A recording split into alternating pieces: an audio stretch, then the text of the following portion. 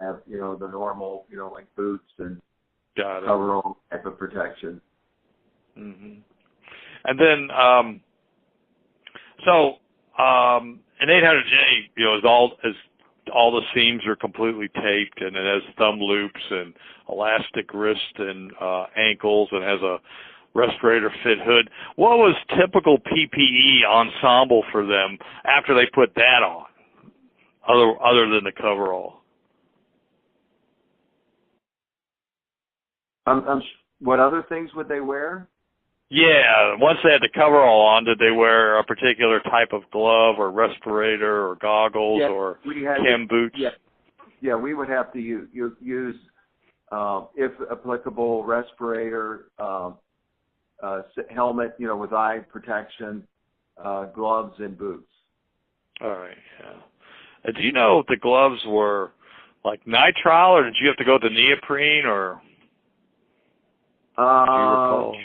I don't recall the specific, but we would have, based on the hazard, we would have like an array of gloves that would be used. Okay. So if there's, based on, was it acidic, was it caustic? Got it. Whatever it might be. If they were doing welding, there would be maybe another type of glove, all that type of thing. Got it. All righty. That gives me how it was used. So the feedback. So what was some of the feedback then? And if you remember what anybody would say particularly, but even just general feedback. Once they came back and said, "Hey, we wore them." How long did you allow the trial to go? Because I guess I'm going to back up. Is one suit last a shift, or are you continually having to replace them during the shift? Generally, it depended on the area they were in, but we usually subjected. Some areas could be as little as 20 minutes. Others could be, hour, 2 hour, depending on the work they were doing. But typically one suit lasted for that job. Got it. And then it would be disposed of after that. Got it. Mm-hmm. Was there another part to the question? Yeah, I had a backup because I just remembered if they were doing multiple suit changes, that would have been a different question. So then if you remember specific feedback, I know generally you said they were comfortable and it was a good balance, but what kind of feedback did you hear directly from whoever reported back to you so you made the decision that you wanted to adopt this product?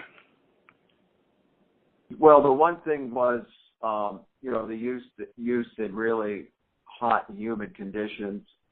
That was one. So, they didn't feel like they were in some kind of a sweatsuit.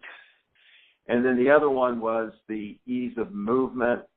Other things we looked at for is chair resistant, because, a lot of these areas there could be,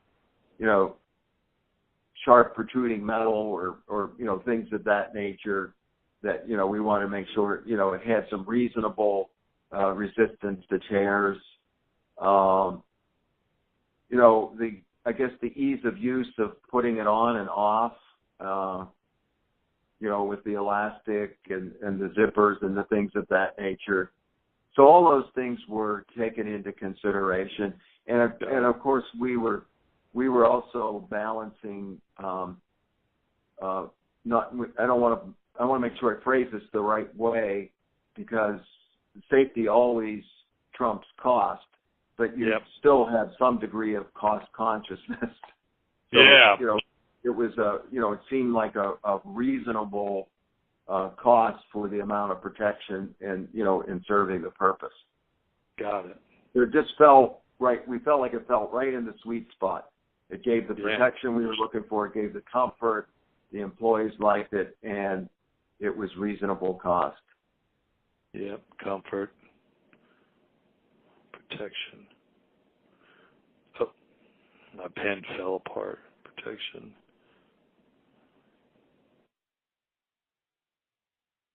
I know they're recording this, but I'm still taking some notes. Let me think. Anything else on that? Did you get any verbatims back?